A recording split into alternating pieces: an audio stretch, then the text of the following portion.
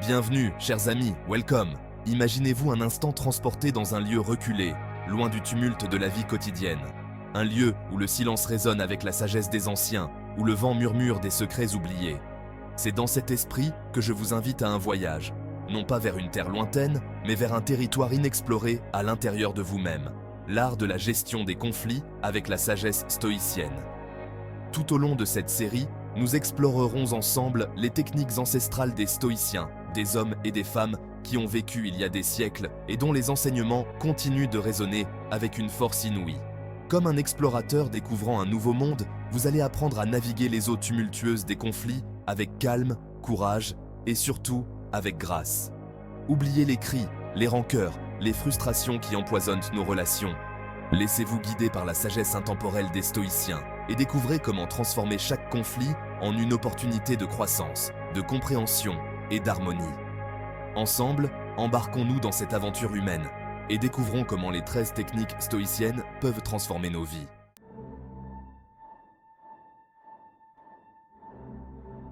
Imaginez, vous êtes face à un conflit, la tension est palpable, les mots fusent comme des flèches. Avant de réagir, de vous laisser emporter par le tourbillon d'émotions, prenez un instant, respirez profondément et souvenez-vous de ce que les stoïciens nous ont appris. Il faut d'abord comprendre l'autre en profondeur. Car pour résoudre un conflit, il ne suffit pas de s'écouter soi-même, il faut savoir écouter l'autre. Et pas seulement pour préparer sa réponse, mais pour vraiment comprendre. Regardez votre interlocuteur dans les yeux. Essayez de voir les émotions qui se cachent derrière ses paroles.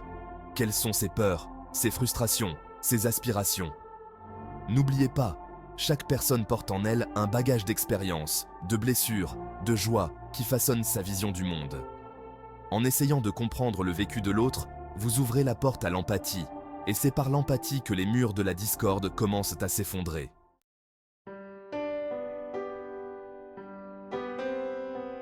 Dans la vie, chers amis, les combats ne manquent pas. Certains sont essentiels, d'autres futiles. Les stoïciens nous enseignent l'importance de choisir nos batailles avec sagesse, car gaspiller son énergie sur des conflits insignifiants ne fait qu'épuiser nos forces et nous détourner de l'essentiel. Avant de vous lancer dans une confrontation, posez-vous les bonnes questions. Quel est l'enjeu réel de ce conflit? Est-ce une question de principe, une atteinte à mes valeurs profondes, ou s'agit-il simplement d'un différend d'opinion, d'une question d'ego? Parfois, le choix le plus courageux n'est pas de se battre, mais de laisser aller. Laissez couler les paroles blessantes, comme l'eau glisse sur les plumes d'un canard.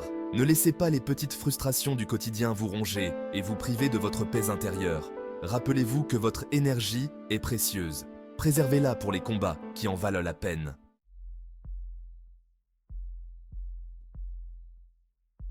Imaginez un torrent de montagne.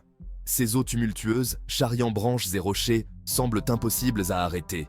Les conflits nous apparaissent souvent ainsi, déchaînés et menaçants. Mais souvenez-vous, même le torrent le plus impétueux prend sa source dans le calme d'un lac d'altitude. De même, au cœur de chaque conflit, il existe un espace de calme et de clarté. C'est là que réside la clé d'une communication apaisée et constructive. Quand la colère ou la frustration nous envahit, nos mots peuvent se transformer en projectiles et aggraver la situation. Au lieu de laisser nos émotions dicter nos paroles, prenons le temps de respirer profondément, de nous recentrer. Choisissons nos mots avec soin, comme un artisan sélectionnant les pierres pour bâtir un pont solide. Exprimons clairement nos besoins et nos sentiments, sans jugement ni accusation. Car la clarté, c'est aussi le respect de l'autre. En parlant avec calme et précision, nous invitons notre interlocuteur à faire de même. Nous créons un espace de dialogue où la compréhension mutuelle peut enfin germer.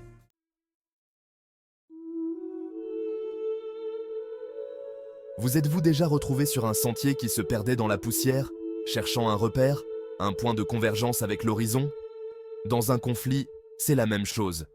Au lieu de nous focaliser sur nos divergences, qui ne sont que des chemins escarpés et solitaires, tournons-nous vers ce qui nous relie. Car il existe toujours un terrain d'entente, même dans les situations les plus complexes. Il s'agit peut-être d'un objectif commun, d'une valeur partagée, ou simplement du désir de sortir de l'impasse. En nous concentrant sur ce point de rencontre, nous transformons le conflit en une occasion de collaboration. N'ayons pas peur de poser des questions, d'écouter attentivement les réponses, de chercher sincèrement à comprendre le point de vue de l'autre. C'est en explorant ensemble les différentes perspectives que nous pourrons tracer un nouveau chemin. Un chemin qui nous mènera non pas à la victoire de l'un sur l'autre, mais à une solution mutuellement bénéfique. Car le vrai succès, dans un conflit, ne réside pas dans l'imposition de notre volonté, mais dans la construction d'un avenir partagé. Un avenir où chacun se sent entendu, respecté et prêt à avancer ensemble.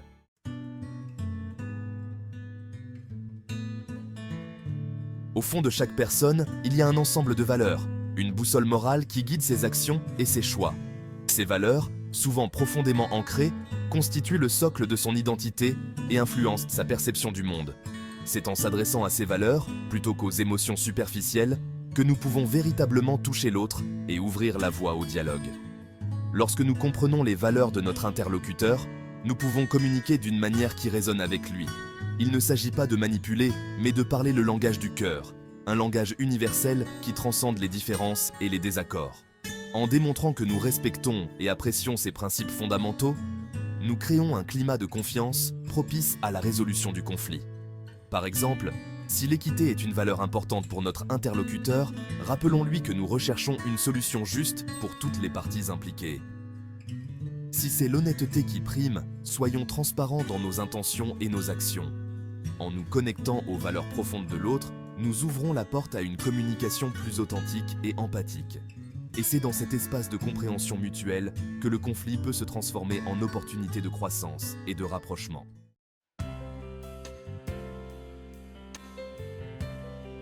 Le rire, mes amis, est un cadeau précieux. Une étincelle qui peut éclairer les moments les plus sombres. Mais attention, dans un conflit, l'humour doit être manié avec la précision d'un artisan, la délicatesse d'un funambule. Il ne s'agit pas de se moquer, de blesser ou de minimiser les sentiments de l'autre.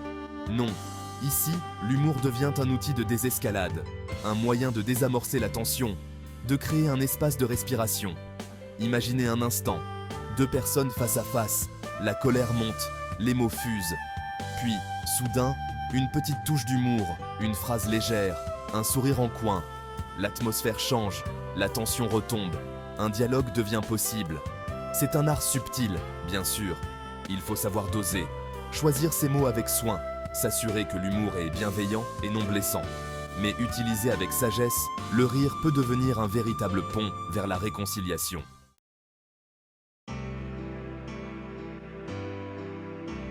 Imaginez un instant que vous puissiez vous glisser dans la peau de l'autre, voir le monde à travers ses yeux, ressentir ses émotions comme si elles étaient les vôtres. C'est ça, l'empathie. Cette capacité à se mettre à la place de l'autre, à comprendre son point de vue, même si on ne le partage pas. Dans un conflit, l'empathie est une force incroyable. En essayant sincèrement de comprendre les motivations, les peurs, les aspirations de l'autre, on ouvre la porte à un dialogue authentique, on crée un espace de respect mutuel. L'empathie, ce n'est pas forcément être d'accord, c'est avant tout écouter avec le cœur, chercher à comprendre et montrer à l'autre qu'on le voit, qu'on l'entend, qu'on le respecte.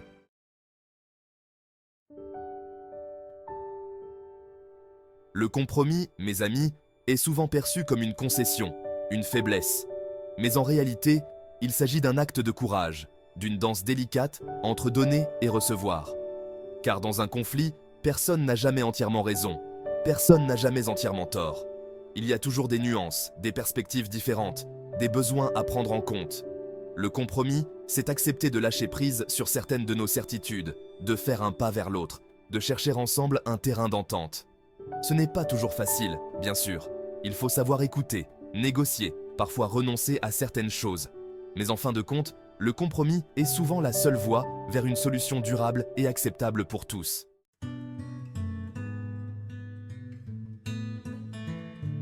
Parfois, malgré tous nos efforts, les conflits semblent insurmontables. On se retrouve face à un mur, incapable de trouver un terrain d'entente. Dans ces moments-là, il est important de se rappeler que demander de l'aide n'est pas un signe de faiblesse. Au contraire, c'est une démarche courageuse qui témoigne de notre volonté de résoudre le conflit de manière pacifique et constructive. Un médiateur, avec son regard extérieur et impartial, peut nous aider à voir la situation sous un nouvel angle, à identifier les blocages et à trouver des solutions que nous n'aurions pas pu imaginer seuls. Il est important de choisir un médiateur en qui les deux parties ont confiance, quelqu'un de neutre et à l'écoute. Le médiateur n'est pas là pour juger ou prendre parti, mais pour faciliter le dialogue et aider chacun à se faire entendre. N'ayez donc pas peur de faire appel à un médiateur si vous sentez que le conflit vous dépasse. C'est souvent la solution la plus sage pour sortir d'une impasse et préserver des relations importantes.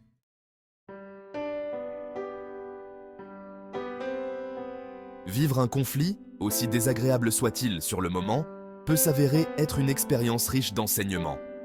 C'est une opportunité unique de nous remettre en question, de prendre conscience de nos propres faiblesses et de nos modes de communication.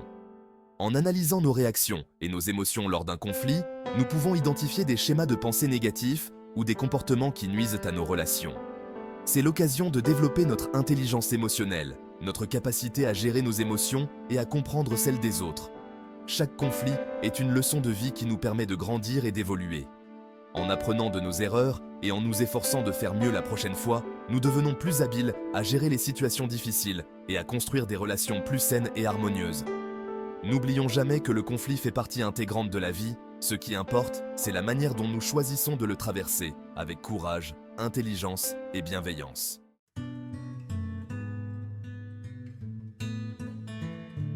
Le pardon est souvent perçu comme un acte de faiblesse, une façon de minimiser les torts subis. Pourtant, pardonner est avant tout un cadeau que l'on s'offre à soi-même.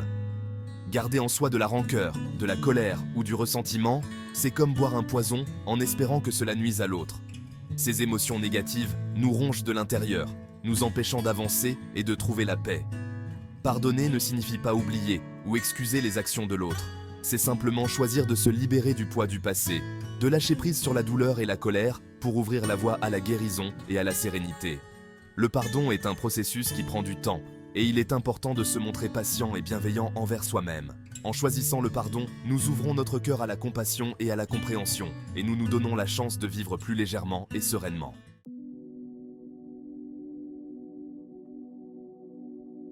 Imaginez-vous au cœur d'une tempête. Le vent hurle, la pluie fouette, tout semble chaotique.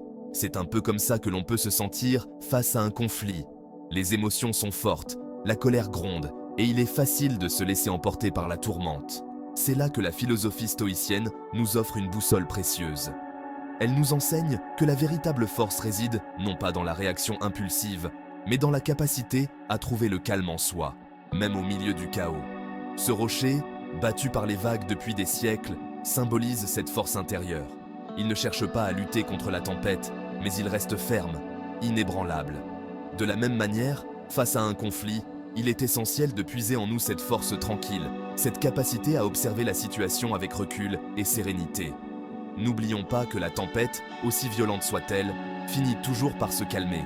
Et c'est souvent dans le calme revenu que les solutions les plus justes et les plus durables apparaissent.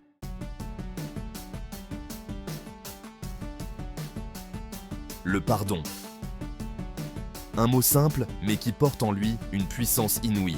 Dans le tumulte d'un conflit, il est facile de se laisser envahir par le ressentiment, de nourrir la rancœur et de ruminer sa vengeance. Pourtant, les stoïciens nous invitent à envisager une autre voie, celle du pardon. Non pas pour excuser l'autre, mais pour nous libérer nous-mêmes du poids du passé. Car le pardon, c'est avant tout un cadeau que l'on se fait à soi-même. Imaginez ce poids que l'on porte, ces chaînes invisibles qui nous retiennent prisonniers de la colère et de la rancune. Pardonner, c'est choisir de briser ces chaînes, de se libérer de ce fardeau pour avancer vers la lumière. Ce n'est pas un chemin facile, loin de là. Mais chaque pas que nous faisons sur cette voie nous rapproche un peu plus de la paix intérieure, de cette sérénité que rien ne peut ébranler.